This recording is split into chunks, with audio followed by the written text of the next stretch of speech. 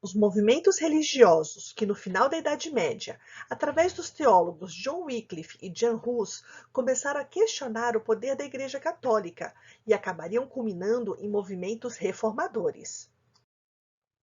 No começo do século XVI, a Igreja passava por um período delicado. A venda de cargos eclesiásticos, de indulgências e a corrupção do clero causavam críticas de muitos intelectuais e religiosos. A aliança entre os reis e os papas, em alguns locais, fortaleceu o poder monárquico, enfraquecendo a influência da Igreja. Mas em outros locais, essa aliança gerou o fortalecimento tanto da Igreja quanto dos reis. A Igreja, possuidora de grandes extensões de terra, recebia tributos feudais controlados em Roma pelo Papa. Com o fortalecimento do Estado Nacional absolutista, essa prática passou a ser questionada pelos reis, que desejavam reter esses impostos no reino. Dessa forma, no final da Idade Média, surgiu um forte espírito nacionalista, que se desenvolveu em vários países onde a figura da Igreja, ou seja, do Papa, já estava enfraquecido. Esse espírito nacionalista foi estrategicamente explorado pelos príncipes e monarcas, empenhados em aumentar os poderes monárquicos, colocando a Igreja em situação de subordinação. Os camponeses também estavam descontentes com a igreja. Na Alemanha, os mosteiros e bispados possuíam imensas propriedades. Muitas vezes, os bispos e abades viviam às custas dos trabalhadores da cidade e dos campos. A igreja condenava as práticas capitalistas nascentes, entre elas a usura, que era a cobrança de juros por empréstimo, considerada pecado. Defendia a comercialização sem direito ao lucro e o preço justo. Isso reduziu o poder de investimento da burguesia mercantil e manufatureira.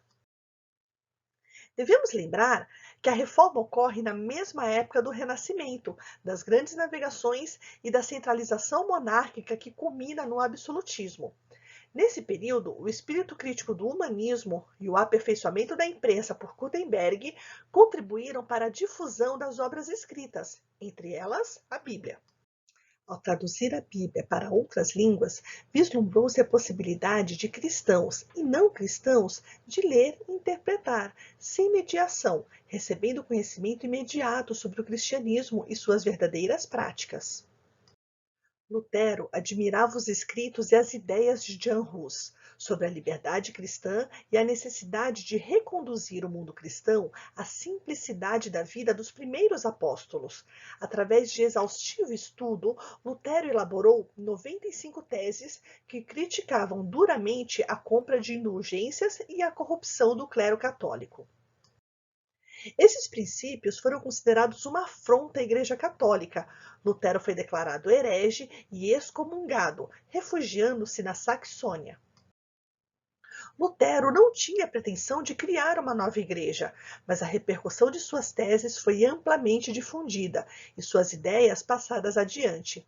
Através da tradução da Bíblia para o idioma alemão, o número de adeptos às ideias de Lutero aumentou largamente, e, por outro lado, o poder da igreja diminuiu consideravelmente. Seus ideais reformistas desencadearam revoltas e assumiram dimensões políticas e socioeconômicas que fugiram do seu controle. A revolta social instalou-se e o descontentamento foi geral.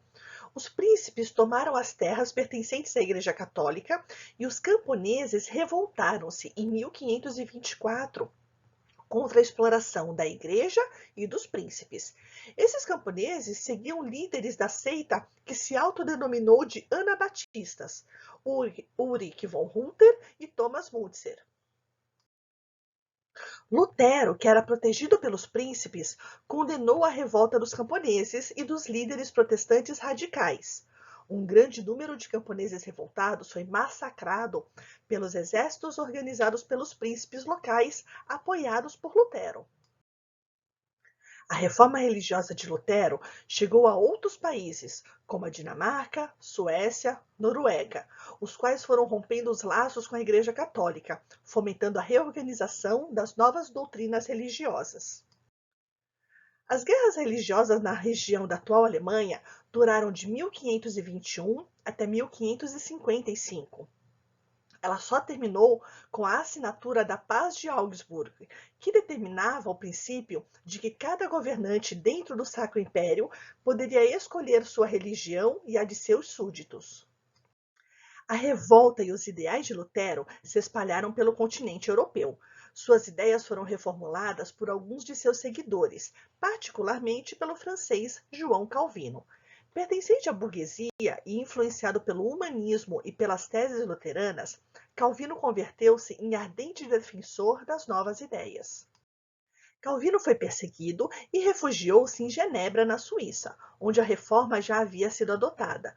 Ele dinamizou o movimento reformista, determinando que não deveria haver nenhuma imagem nas igrejas, nem sacerdotes paramentados. A Bíblia era a base da religião, não sendo necessária sequer a existência de um clero. Para Calvino, a salvação não dependia dos fiéis, e sim de Deus. Ele definiu a doutrina da predestinação.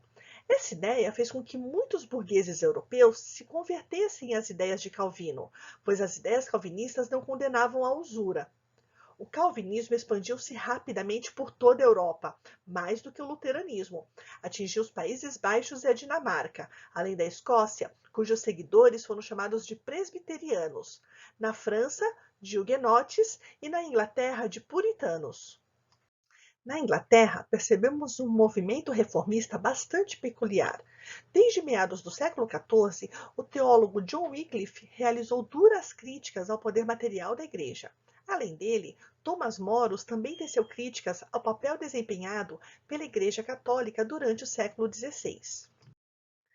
No reino de Henrique VIII, o Estado tinha controle sobre os cargos religiosos, nomeando padres, bispos e cardeais. Nesse período, as relações entre Henrique VIII e a Igreja ficaram estremecidas quando o Papa se negou a anular o casamento do rei. Preocupado com a linha sucessória de sua dinastia, Henrique VIII, que só tinha uma filha de seu casamento com Catarina de Aragão, desejava poder se divorciar para ter um herdeiro homem com Ana Bolena. Com a anulação de seu casamento negada, Henrique VIII resolveu criar uma nova instituição religiosa e anular os poderes da Igreja Católica na Inglaterra.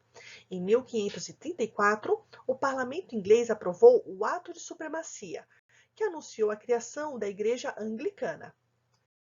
O anglicanismo preservara os moldes hierárquicos e a adoração aos santos católicos.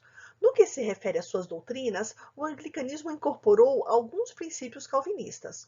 Além disso, o poder exercido pela Igreja Anglicana concedeu condições para que o Estado se apropriasse das terras em posse de clérigos católicos. A partir dessas novas medidas estabelecidas pelo anglicanismo, o poder da influência católica na Inglaterra diminuiu bastante.